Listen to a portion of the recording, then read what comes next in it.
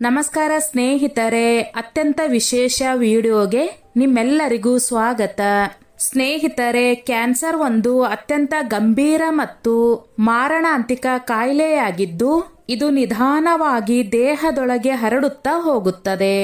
ಸರಿಯಾದ ಸಮಯದಲ್ಲಿ ಇದು ಪತ್ತೆ ಆಗದಿದ್ದರೆ ಅಥವಾ ಚಿಕಿತ್ಸೆ ಪ್ರಾರಂಭಿಸದಿದ್ದರೆ ಇದು ವ್ಯಕ್ತಿಯ ಜೀವವನ್ನು ತೆಗೆದುಕೊಳ್ಳಬಹುದು. ಇಂದು ನಾವು ನಿಮಗೆ ಸಂಪೂರ್ಣ ವಿವರವಾಗಿ ತಿಳಿಸಲಿದ್ದೇವೆ. ಕ್ಯಾನ್ಸರ್ ಹೇಗೆ ಉಂಟಾಗುತ್ತದೆ ಎಂಬುದನ್ನು, ಇದು ಉಂಟಾಗಲು ಯಾವ ಯಾವ ಕಾರಣಗಳು ಜವಾಬ್ದಾರಿಯಾಗಿರಬಹುದು, ಇದರ ಲಕ್ಷಣಗಳು ಅಂದರೆ ಆರಂಭಿಕ ಸೂಚನೆಗಳು ಯಾವ್ಯಾವು, ಮತ್ತು ಯಾವುದೇ ವ್ಯಕ್ತಿಗೆ ಈ ಅಪಾಯಕಾರಿ ಕಾಯಿಲೆ ಬಂದರೆ ಅವರ ದೇಹದಲ್ಲಿ ಯಾವ ರೀತಿಯ ತೊಂದರೆಗಳು ಕಾಣಿಸಿಕೊಳ್ಳಲು ಪ್ರಾರಂಭಿಸುತ್ತವೆ. ಇದರ ಜೊತೆಗೆ ನಾವು ನಿಮಗೆ ಕ್ಯಾನ್ಸರ್ಗೆ ಸಂಬಂಧಿಸಿದ ಹಲವು ಅಗತ್ಯ ಮತ್ತು ಆಶ್ಚರ್ಯಕರವಾದ ಮಾಹಿತಿಗಳನ್ನು ತಿಳಿಸಲಿದ್ದೇವೆ. ಇವುಗಳ ಬಗ್ಗೆ ಹೆಚ್ಚಿನ ಜನರಿಗೆ ಗೊತ್ತಿರುವುದೇ ಇಲ್ಲ. ಈ ವಿಡಿಯೋದಲ್ಲಿ ಹೇಳಿರುವ ಪ್ರತಿಯೊಂದು ವಿಷಯವನ್ನು ನೀವು ಗಮನವಿಟ್ಟು ಕೇಳಿ. ಹೇಳಿದ ಸೂಚನೆಗಳನ್ನು ಸಕಾಲದಲ್ಲಿ ನಿಮ್ಮ ದೇಹದಲ್ಲಿ ಗುರುತಿಸಿದರೆ ಈ ಅಪಾಯಕಾರಿ ಕಾಯಿಲೆಯಿಂದ ನಿಮ್ಮನ್ನು ನೀವೇ ಬಹುಪಾಲು ರಕ್ಷಿಸಿಕೊಳ್ಳಲು ಸಾಧ್ಯವಾಗಬಹುದು. ಆದ್ದರಿಂದ ಸ್ನೇಹಿತರೆ, ಈ ವಿಡಿಯೋ ನಿಮಗೆ ಅತ್ಯಂತ ಅಗತ್ಯವಾದದ್ದು ಎಂದು ಸಾಬೀತಾಗಲಿದೆ. ಕ್ಯಾನ್ಸರ್ ಉಂಟಾಗುವ ಮೊದಲು ದೇಹವು ಹಲವು ರೀತಿಯ ಸೂಚನೆಗಳನ್ನು ನೀಡಲು ಪ್ರಾರಂಭಿಸುತ್ತದೆ.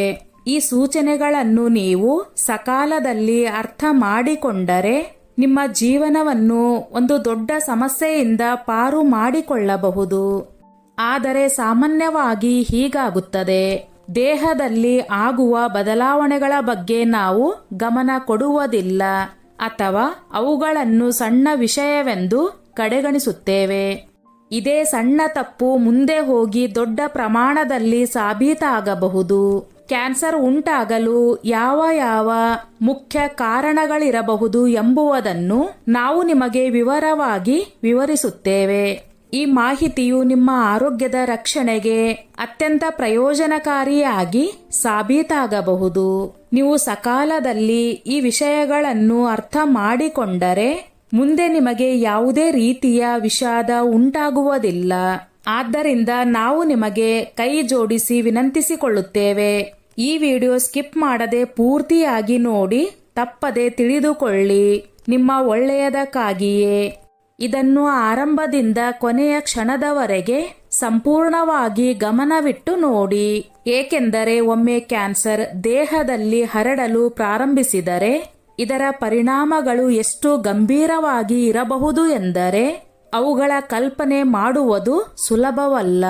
ಆದ್ದರಿಂದ ಸರಿಯಾದ ಸಮಯದಲ್ಲಿ ಸಂಪೂರ್ಣ ಮತ್ತು ಸರಿಯಾದ ಮಾಹಿತಿ ನಿಮ್ಮ ಬಳಿ ಇರುವುದು ಅಗತ್ಯ. ಅಪೂರ್ಣ ಅಥವಾ ತಪ್ಪು ಮಾಹಿತಿ ಕೆಲವೊಮ್ಮೆ ಬಹಳ ದೊಡ್ಡ ನಷ್ಟವನ್ನು ಉಂಟು ಮಾಡಬಹುದು. ಸ್ನೇಹಿತರೆ, ಈಗ ಮೊದಲಿಗೆ ತಿಳಿದುಕೊಳ್ಳೋಣ, ಕ್ಯಾನ್ಸರ್ ಏಕೆ ಉಂಟಾಗುತ್ತದೆ ಮತ್ತು ಇದು ದೇಹದೊಳಗೆ ಹೇಗೆ ರೂಪುಗೊಳ್ಳುತ್ತದೆ. ಇದು ಉಂಟಾಗಲು ಯಾವ ಯಾವ ಮುಖ್ಯ ಕಾರಣಗಳು ಜವಾಬ್ದಾರಿಯಾಗಿರುತ್ತವೆ. ಇದರ ಜೊತೆಗೆ ಯಾವ ಯಾವ ಜನರಲ್ಲಿ ಈ ಕಾಯಿಲೆಯ ಅಪಾಯ ಅತ್ಯಂತ ಹೆಚ್ಚಾಗಿರುತ್ತದೆ ಎಂಬುದನ್ನು ಅರ್ಥ ಮಾಡಿಕೊಳ್ಳೋಣ. ಕ್ಯಾನ್ಸರ್ ಹೆಸರು ಕೇಳಿದ ತಕ್ಷಣವೇ ಬಹುತೇಕ ಪ್ರತಿಯೊಬ್ಬ ವ್ಯಕ್ತಿಯ ಮನಸ್ಸಿನಲ್ಲಿ ಭಯ ಹುಟ್ಟುತ್ತದೆ. ಈ ಕಾಯಿಲೆ ಜನರ ಮನಸ್ಸು ಮತ್ತು ಮೆದುಳಿನಲ್ಲಿ ಚಿಂತೆ ಮತ್ತು ಆತಂಕ ತುಂಬಿಸುತ್ತದೆ. ಇದು ಆರಂಭವಾಗುವುದು ದೇಹದ ಕೋಶಗಳು ಸಾಮಾನ್ಯವಾಗಿ ಅಗತ್ಯಕ್ಕೆ ಅನುಗುಣವಾಗಿ ಉತ್ಪತ್ತಿಯಾಗುತ್ತಾ ಮತ್ತು ನಾಶವಾಗುತ್ತಾ ಇರುತ್ತವೆ. ಇದ್ದಕ್ಕಿದ್ದಂತೆ ನಿಲ್ಲದೆ ನಿರಂತರವಾಗಿ ಹೆಚ್ಚಾಗಲು ಪ್ರಾರಂಭಿಸಿದಾಗ, ಸುಲಭ ಭಾಷೆಯಲ್ಲಿ ಹೇಳುವುದಾದರೆ, ದೇಹದ ಯಾವುದೇ ಭಾಗದ ಕೋಶಗಳು ತಮ್ಮ ಸಾಮಾನ್ಯ ನಿಯಂತ್ರಣದಿಂದ ಹೊರಬಂದು ವೇಗವಾಗಿ ಮತ್ತು ಅನಿಯಂತ್ರಿತ ರೀತಿಯಲ್ಲಿ ಬೆಳೆಯಲು ಪ್ರಾರಂಭಿಸುತ್ತವೆ. ನಿಧಾನವಾಗಿ ಇದೇ ಸ್ಥಿತಿ ಕ್ಯಾನ್ಸರ್ ರೂಪ ತಾಳುತ್ತದೆ. ಇಂತಹ ಕೋಶಗಳು ಬಹಳ ಹೆಚ್ಚಿನ ಸಂಖ್ಯೆಯಲ್ಲಿ ಒಟ್ಟುಗೂಡಿದಾಗ ಅವು ಸೇರಿ ಒಂದು ಗಂಟನ್ನು ಸೃಷ್ಟಿ ಮಾಡುತ್ತವೆ. ಇದನ್ನು ಟ್ಯೂಮರ್ ಎಂದು ಕರೆಯಲಾಗುತ್ತದೆ. ಈ ಟ್ಯೂಮರ್ ಸುತ್ತಮುತ್ತಲಿನ ಅಂಗಾಂಶಗಳಿಗೆ ಮತ್ತು ದೇಹದ ಇತರ ಅಂಗಗಳಿಗೆ ಹಾನಿ ಉಂಟು ಮಾಡಲು ಪ್ರಾರಂಭಿಸುತ್ತದೆ. ಈ ವಿಷಯವನ್ನು ಯಾವಾಗಲೂ ನೆನಪಿಡಬೇಕು. ಪ್ರತಿಯೊಂದು ಟ್ಯೂಮರ್ ಕ್ಯಾನ್ಸರ್ ಆಗುವುದಿಲ್ಲ. ಅನೇಕ ಟ್ಯೂಮರ್ಗಳು ದೇಹದ ಇತರ ಭಾಗಗಳಿಗೆ ಹರಡುವುದಿಲ್ಲ ಮತ್ತು ಅವುಗಳನ್ನು ಕ್ಯಾನ್ಸರ್ ಎಂದು ಪರಿಗಣಿಸಲಾಗುವುದಿಲ್ಲ. ಆದರೆ ಕ್ಯಾನ್ಸರ್ ಕೋಶಗಳು ಒಂದು ಸ್ಥಳದಿಂದ ಆರಂಭವಾಗಿ ದೇಹದ ಇತರ ಭಾಗಗಳಿಗೆ ತಲುಪಬಹುದು. ಇದೇ ಹರಡುವಿಕೆ ಅತ್ಯಂತ ಅಪಾಯಕಾರಿ ಎಂದು ಪರಿಗಣಿಸಲಾಗುತ್ತದೆ. ವೈಜ್ಞಾನಿಕ ಭಾಷೆಯಲ್ಲಿ ಕ್ಯಾನ್ಸರ್ ಉಂಟು ಮಾಡುವ ಅಂಶಗಳನ್ನು ಕಾರ್ಸಿನೋಜೆನ್ ಎಂದು ಕರೆಯಲಾಗುತ್ತದೆ. ಈ ಕಾರ್ಸಿನೋಜೆನ್ಗಳು ಹಲವು ವಿಭಿನ್ನ ವಿಷಯಗಳಿಂದ ಉಂಟಾಗಬಹುದು. ಉದಾಹರಣೆಗೆ ತಂಬಾಕು, ತಂಬಾಕಿನ ಹೊಗೆ, ವಿಷಕಾರಕ ಅನಿಲಗಳು, ಮಲಿನ ವಾತಾವರಣ, ಕೆಲವು ವಿಶೇಷ ರೀತಿಯ ವೈರಸ್ಗಳು ಮತ್ತು ಕೆಟ್ಟ ಜೀವನ ಶೈಲಿ. ಕ್ಯಾನ್ಸರ್ ಆನುವಂಶಿಕ ಕಾರಣಗಳಿಂದಲೂ ಉಂಟಾಗಬಹುದು. ಅಂದರೆ ಇದು ತಲೆಮಾರಿನಿಂದ ತಲೆಮಾರಿಗೆ ಕುಟುಂಬದಲ್ಲಿಯೂ ಮುಂದುವರೆಯಬಹುದು. ಇದಲ್ಲದೆ ತಪ್ಪಾದ ಆಹಾರ ಪದ್ಧತಿ ಮತ್ತು ದೇಹದ ರೋಗ ನಿರೋಧಕ ಶಕ್ತಿ ದುರ್ಬಲ ಆಗುವುದರಿಂದಲೂ ಈ ಕಾಯಿಲೆ ಉಂಟಾಗಬಹುದು. ನೀವು ಹಲವು ಬಾರಿ ಈ ಮಾತನ್ನು ಕೇಳಿರುತ್ತೀರಿ. ಯಾವುದೇ ಕಾಯಿಲೆಗೆ ಸಕಾಲದಲ್ಲಿ ಚಿಕಿತ್ಸೆ ಪ್ರಾರಂಭಿಸಿದರೆ ಅದನ್ನು ಸಂಪೂರ್ಣವಾಗಿ ಗುಣಪಡಿಸಬಹುದು. ಇದೇ ಮಾತು ಕ್ಯಾನ್ಸರ್ ವಿಷಯದಲ್ಲಿಯೂ ಸಂಪೂರ್ಣವಾಗಿ ಅನ್ವಯಿಸುತ್ತದೆ. ಕ್ಯಾನ್ಸರ್ ಅನ್ನು ಅದರ ಆರಂಭಿಕ ಹಂತದಲ್ಲಿಯೇ ಪತ್ತೆ ಹಚ್ಚಿ ಸಮಯಕ್ಕೆ ಸರಿಯಾಗಿ ಚಿಕಿತ್ಸೆ ಪ್ರಾರಂಭಿಸಿದರೆ ಇದನ್ನು ಗುಣಪಡಿಸುವುದು ಸಾಧ್ಯ. ಆದರೆ ದುಃಖದ ಸಂಗತಿ ಏನೆಂದರೆ ಹೆಚ್ಚಿನ ಜನರು ಕ್ಯಾನ್ಸರ್ನ ಆರಂಭಿಕ ಸೂಚನೆಗಳನ್ನು ಗುರುತಿಸಲು ಸಾಧ್ಯವಾಗುವುದಿಲ್ಲ ಅಥವಾ ಅವುಗಳನ್ನು ಕಡೆಗಣಿಸುತ್ತಾರೆ. ಇಂದು ನಾವು ನಿಮಗೆ ಕ್ಯಾನ್ಸರ್ನ ಆರಂಭಿಕ ಹಂತವನ್ನು ಸೂಚಿಸುವ ಆ ಮಹತ್ವದ ಸೂಚನೆಗಳು ಮತ್ತು ಲಕ್ಷಣಗಳ ಬಗ್ಗೆ ವಿವರವಾಗಿ ತಿಳಿಸಲಿದ್ದೇವೆ. ನೀವು ಈ ಸೂಚನೆಗಳನ್ನು ಸಕಾಲದಲ್ಲಿ ಅರ್ಥ ಮಾಡಿಕೊಂಡರೆ ಈ ಮಾರಣಾಂತಿಕ ಕಾಯಿಲೆಯಿಂದ ನಿಮ್ಮನ್ನು ಬಹುಪಾಲು ಸುರಕ್ಷಿತವಾಗಿ ಇಟ್ಟುಕೊಳ್ಳಬಹುದು. ಇದನ್ನು ತಿಳಿದುಕೊಳ್ಳುವುದು ಬಹಳ ಅಗತ್ಯವಾಗಿದೆ. ಏಕೆಂದರೆ ಕ್ಯಾನ್ಸರ್ ಮೊದಲ ಅಥವಾ ಎರಡನೇ ಹಂತದಲ್ಲಿಯೇ ಪತ್ತೆಯಾದರೆ ಇದರ ಚಿಕಿತ್ಸೆ ಸಾಕಷ್ಟು ಸುಲಭವಾಗುತ್ತದೆ. ಜೊತೆಗೆ ರೋಗಿ ಸಂಪೂರ್ಣ ಆರೋಗ್ಯಕರವಾಗಿಯೂ ಆಗಬಹುದು. ಆದರೆ ಗುರುತಿಸಲು ವಿಳಂಬವಾದರೆ ಕ್ಯಾನ್ಸರ್ ದೇಹದೊಳಗೆ ಸಾಕಷ್ಟು ಹರಡುತ್ತದೆ ಮತ್ತು ನಂತರ ಚಿಕಿತ್ಸೆ ಮಾಡುವುದು ಕಷ್ಟಕರವಾಗುತ್ತದೆ. ಕ್ಯಾನ್ಸರ್ ಕೇವಲ ಒಂದು ಕಾಯಿಲೆ ಅಲ್ಲ, ಬದಲಿಗೆ ಇದು ಹಲವು ವಿಭಿನ್ನ ಕಾಯಿಲೆಗಳ ಒಂದು ಗುಂಪಾಗಿದೆ. ದೇಹದ ಪ್ರತಿಯೊಂದು ಅಂಗದ ಕ್ಯಾನ್ಸರ್ ವಿಭಿನ್ನ ರೀತಿಯದಾಗಿರುತ್ತದೆ. ನಮ್ಮ ದೇಹದಲ್ಲಿ 100ಕ್ಕೂ ಹೆಚ್ಚು ರೀತಿಯ ಕ್ಯಾನ್ಸರ್ಗಳು ಉಂಟಾಗಬಹುದು. ಸಾಮಾನ್ಯವಾಗಿ ಅವುಗಳ ಹೆಸರನ್ನು ಅದೇ ಅಂಗ ಅಥವಾ ಕೋಶದ ಆಧಾರದ ಮೇಲೆ ಇಡಲಾಗುತ್ತದೆ. ಎಲ್ಲಿಂದ ಕ್ಯಾನ್ಸರ್ ಆರಂಭವಾಗುತ್ತದೋ, ಉದಾಹರಣೆಗೆ ರಕ್ತದ ಕ್ಯಾನ್ಸರ್, ಬಾಯಿಯ ಕ್ಯಾನ್ಸರ್, ಗಂಟಲಿನ ಕ್ಯಾನ್ಸರ್, ಸ್ತನ ಅಂದರೆ ಬ್ರೆಸ್ಟ್ ಕ್ಯಾನ್ಸರ್, ಗರ್ಭಾಶಯದ ಕ್ಯಾನ್ಸರ್, ಶ್ವಾಸಕೋಶದ ಕ್ಯಾನ್ಸರ್, ಲಿವರ್ ಕ್ಯಾನ್ಸರ್, ಮೂಳೆಗಳ ಕ್ಯಾನ್ಸರ್, ಹೊಟ್ಟೆಯ ಕ್ಯಾನ್ಸರ್, ಪ್ಯಾಂಕ್ರಿಯಾಸ್ ಅಂದರೆ ಮೆದೋಜಿರಕ ಗ್ರಂಥಿಯ ಕ್ಯಾನ್ಸರ್, ಸರ್ವೈಕಲ್ ಕ್ಯಾನ್ಸರ್ ಮತ್ತು ಬ್ಲಾಡರ್ ಕ್ಯಾನ್ಸರ್ ಇತ್ಯಾದಿ. ಹೊಟ್ಟೆಯ ಕ್ಯಾನ್ಸರ್ ಮತ್ತು ಬ್ರೆಸ್ಟ್ ಕ್ಯಾನ್ಸರ್ ಇಂತಹ ರೀತಿಯ ಕ್ಯಾನ್ಸರ್ಗಳಾಗಿದ್ದು ಆರಂಭಿಕ ಸಮಯದಲ್ಲಿ ಇವುಗಳನ್ನು ಪತ್ತೆ ಹಚ್ಚುವುದು ಸಾಕಷ್ಟು ಕಷ್ಟಕರವಾಗಿರುತ್ತದೆ. ಏಕೆಂದರೆ ಇವುಗಳ ಲಕ್ಷಣಗಳು ಬಹಳ ಸೌಮ್ಯವಾಗಿರುತ್ತವೆ ಅಥವಾ ಬಹಳ ನಿಧಾನವಾಗಿ ಕಾಣಿಸಿಕೊಳ್ಳುತ್ತವೆ. ವಿಶೇಷವಾಗಿ ಬ್ರೆಸ್ಟ್ ಕ್ಯಾನ್ಸರ್ನ ಗುರುತು ಸಾಮಾನ್ಯವಾಗಿ ಕಾಯಿಲೆ ಸಾಕಷ್ಟು ಮುಂದುವರಿದ ನಂತರವೇ ಆಗುತ್ತದೆ.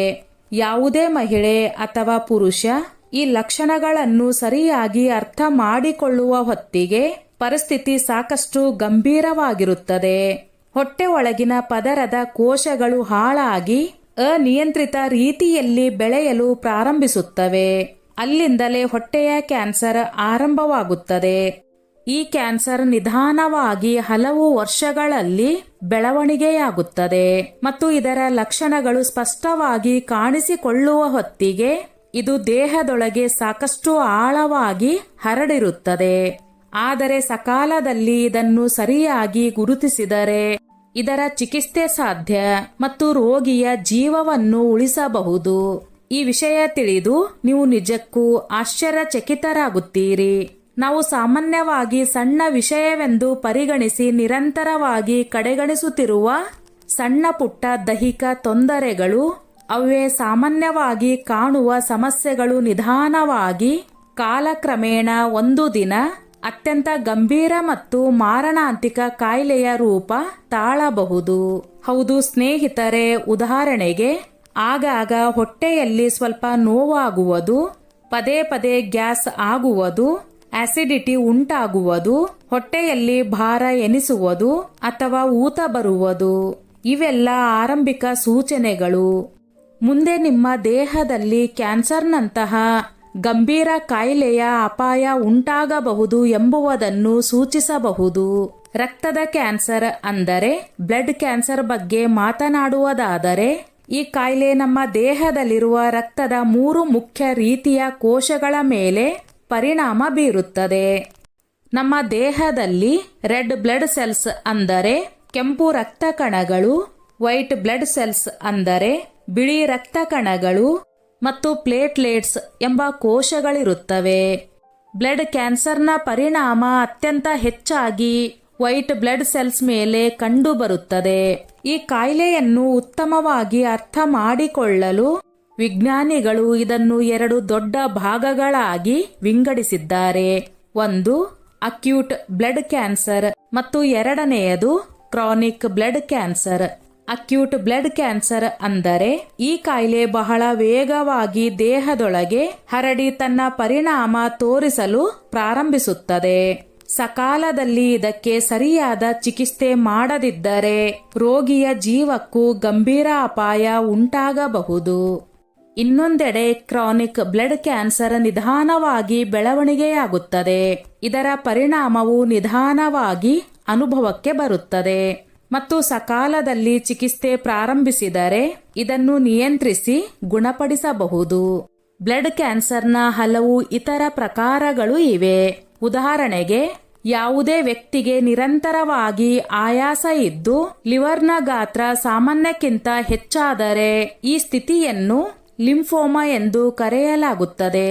ಈ ಕ್ಯಾನ್ಸರ್ ರಕ್ತದ ಮೂಲಕ ಇಡೀ ದೇಹಕ್ಕೆ ಹರಡಲು ಪ್ರಾರಂಭಿಸಿದರೆ, ದೇಹದಲ್ಲಿ ರಕ್ತದ ಕೊರತೆ ಉಂಟಾದರೆ, ಪದೇ ಪದೇ ಸೋಂಕು ಉಂಟಾಗಲು ಪ್ರಾರಂಭಿಸಿದರೆ, ಪ್ಲೇಟ್ಲೆಟ್ಗಳ ಸಂಖ್ಯೆ ಕಡಿಮೆಯಾದರೆ ಮತ್ತು ರಕ್ತದೊತ್ತಡ ಪದೇ ಪದೇ ಹೆಚ್ಚಾಗಲು ಪ್ರಾರಂಭಿಸಿದರೆ ಈ ಸ್ಥಿತಿಯನ್ನು ಲುಕೀಮಿಯಾ ಎಂದು ಕರೆಯಲಾಗುತ್ತದೆ. ಬ್ಲಡ್ ಕ್ಯಾನ್ಸರ್ಗೆ ಯಾವುದೇ ಒಂದು ನಿಗದಿತ ಲಕ್ಷಣ ಇರುವುದಿಲ್ಲ. ಆದರೆ ಸಾಮಾನ್ಯವಾಗಿ ಇದರಲ್ಲಿ ರಕ್ತದ ಕೊರತೆ ಇರುವುದು, ದೀರ್ಘಕಾಲ ಜ್ವರ ಇರುವುದು ಮತ್ತು ದೇಹದ ವಿವಿಧ ಭಾಗಗಳಿಂದ ಪದೇ ಪದೇ ರಕ್ತ ಸೋರಿಕೆ ಆಗುವಂತಹ ಸೂಚನೆಗಳು ಕಂಡು ಬರಬಹುದು. ಆದರೂ ಕೇವಲ ರಕ್ತದ ಕೊರತೆ ಇರುವುದರ ಅರ್ಥ ಯಾವುದೇ ವ್ಯಕ್ತಿಗೆ ಬ್ಲಡ್ ಕ್ಯಾನ್ಸರ್ ಇದೆ ಎಂದಲ್ಲ. ಆದರೆ ಮೇಲೆ ಹೇಳಿದ ಹಲವು ಲಕ್ಷಣಗಳು ಒಟ್ಟಿಗೆ ಕಾಣಿಸಿಕೊಂಡಾಗ ಬ್ಲಡ್ ಕ್ಯಾನ್ಸರ್ ಇರುವ ಸಾಧ್ಯತೆ ಹೆಚ್ಚಾಗುತ್ತದೆ. ಈಗ ಮಾತನಾಡೋಣ ಬೋನ್ ಕ್ಯಾನ್ಸರ್ ಅಂದರೆ ಮೂಳೆಗಳ ಕ್ಯಾನ್ಸರ್ ಬಗ್ಗೆ. ಹಲವು ಬಾರಿ ಈ ಕಾಯಿಲೆ ಯಾವುದೋ ಸಾಮಾನ್ಯ ಸಮಸ್ಯೆಯಿಂದ ಆರಂಭವಾಗುತ್ತದೆ. ಆದರೆ ನಿಧಾನವಾಗಿ ಇದು ಬಹಳ ಗಂಭೀರ ಮತ್ತು ಅಪಾಯಕಾರಿ ರೂಪ ತಾಳುತ್ತದೆ. ಬೋನ್ ಕ್ಯಾನ್ಸರ್ನ ಮೊದಲ ಗುರುತು ಮೂಳೆಗಳಲ್ಲಿ ನಿರಂತರವಾಗಿ ಇರುವ ನೋವು. ಈ ನೋವು ಯಾವುದೇ ಗಾಯವಿಲ್ಲದೆಯೋ ಪ್ರಾರಂಭವಾಗಬಹುದು ಮತ್ತು ದಿನದಿಂದ ದಿನಕ್ಕೆ ಹೆಚ್ಚಾಗುತ್ತಾ ಹೋಗುತ್ತದೆ. ವಿಶೇಷವಾಗಿ ರಾತ್ರಿಯ ಸಮಯದಲ್ಲಿ ಅಥವಾ ನಡೆದಾಡುವ ಸಮಯದಲ್ಲಿ ಮೂಳೆಗಳ ಮೇಲೆ ಹೆಚ್ಚು ಒತ್ತಡ ಬಿದ್ದಾಗ ಈ ನೋವು ಇನ್ನಷ್ಟು ತೀವ್ರವಾಗಿ ಅನುಭವಕ್ಕೆ ಬರುತ್ತದೆ. ಈ ಕ್ಯಾನ್ಸರ್ ಮುಂದುವರೆದಂತೆ ನೋವು ಪ್ರತಿ ಕ್ಷಣವೂ ಇರಲಾರಂಭಿಸುತ್ತದೆ. ಇದು ಕಾಲಿನ ಮೂಳೆಗಳಲ್ಲಿ ಉಂಟಾದರೆ ವ್ಯಕ್ತಿಗೆ ನಡೆದಾಡಲು ತೊಂದರೆಯಾಗಲು ಪ್ರಾರಂಭಿಸುತ್ತದೆ ಮತ್ತು ನಿಧಾನವಾಗಿ ಅವರು ಕುಂಟುತ್ತಾ ನಡೆಯಲು ಪ್ರಾರಂಭಿಸುತ್ತಾರೆ. ಸ್ವಲ್ಪ ಸಮಯದ ನಂತರ ನೋವಿರುವ ಜಾಗದಲ್ಲಿ ಊತವು ಕಾಣಿಸಿಕೊಳ್ಳುತ್ತದೆ. ಹಲವು ಬಾರಿ ಆ ಜಾಗದಲ್ಲಿ ಒಂದು ಗಟ್ಟಿಯಾದ ಗಂಟಿನಂತೆ ಅನುಭವಕ್ಕೆ ಬರುತ್ತದೆ. ಅದು ಕ್ಯಾನ್ಸರ್ನ ಟ್ಯೂಮರ್ ಆಗಿರಬಹುದು. ಬೋನ್ ಕ್ಯಾನ್ಸರ್ ಮೂಳೆಗಳನ್ನು ಖಂಡಿತ ದುರ್ಬಲಗೊಳಿಸುತ್ತದೆ. ಆದರೆ ಪ್ರತಿ ಬಾರಿಯೂ ಮೂಳೆ ಮುರಿಯಲೇಬೇಕು ಎಂದೇನಿಲ್ಲ. ಈ ಕಾಯಿಲೆಯಿಂದ ಬಾಧಿತರಾದವರಿಗೆ ಇದ್ದಕ್ಕಿದ್ದಂತೆ ದೇಹದ ಯಾವುದಾದರೂ ಒಂದು ಭಾಗದಲ್ಲಿ ಬಹಳ ತೀವ್ರ ನೋವು ಅನುಭವಕ್ಕೆ ಬರಲು ಪ್ರಾರಂಭಿಸುತ್ತದೆ.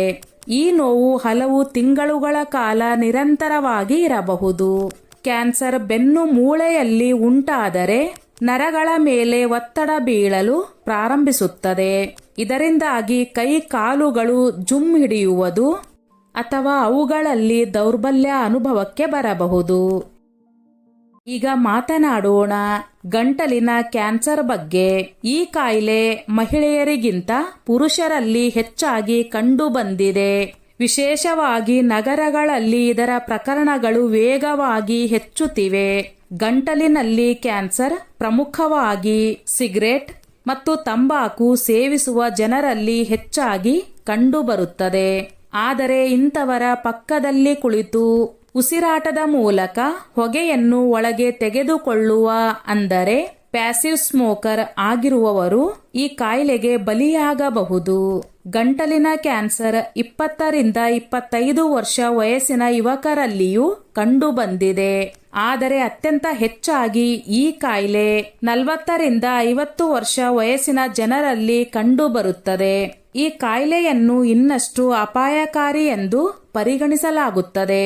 ಏಕೆಂದರೆ ಇದರ ಆರಂಭಿಕ ಲಕ್ಷಣಗಳನ್ನು ಜನರು ಸಾಮಾನ್ಯ ಸಮಸ್ಯೆ ಎಂದು ತಿಳಿದು ಕಡೆಗಣಿಸುತ್ತಾರೆ. ನಿಧಾನವಾಗಿ ಗಂಟಲಿನಲ್ಲಿ ಟ್ಯೂಮರ್ ರೂಪುಗೊಳ್ಳಲು ಪ್ರಾರಂಭಿಸುತ್ತದೆ ಮತ್ತು ಅಲ್ಲಿನ ಕೋಶಗಳಲ್ಲಿ ಬದಲಾವಣೆ ತಂದು ವೇಗವಾಗಿ ಬೆಳೆಯಲು ಪ್ರಾರಂಭಿಸುತ್ತದೆ. ಗಂಟಲಿನ ಕ್ಯಾನ್ಸರ್ನ ಲಕ್ಷಣಗಳು ಪ್ರತಿಯೊಬ್ಬ ವ್ಯಕ್ತಿಯಲ್ಲಿ ವಿಭಿನ್ನವಾಗಿರಬಹುದು. ಆದರೆ ಕೆಲವು ಸಾಮಾನ್ಯ ಸೂಚನೆಗಳಿವೆ. ಅವುಗಳನ್ನು ಎಂದಿಗೂ ಕಡೆಗಣಿಸಬಾರದು. ಉದಾಹರಣೆಗೆ, ಗಂಟಲಿನಲ್ಲಿ ನಿರಂತರವಾಗಿ ಉರಿ ಇರುವುದು, ಉಸಿರಾಡುವಾಗ ಅಥವಾ ಉಸಿರು ಬಿಡುವಾಗ ತೊಂದರೆಯಾಗುವುದು, ನಿರಂತರವಾಗಿ ಕೆಮ್ಮು ಇರುವುದು ಮತ್ತು ಪದೇ ಪದೇ ಗಂಟಲನ್ನು ಸ್ವಚ್ಛಗೊಳಿಸುವ ಅಗತ್ಯ ಅನುಭವಿಸುವುದು.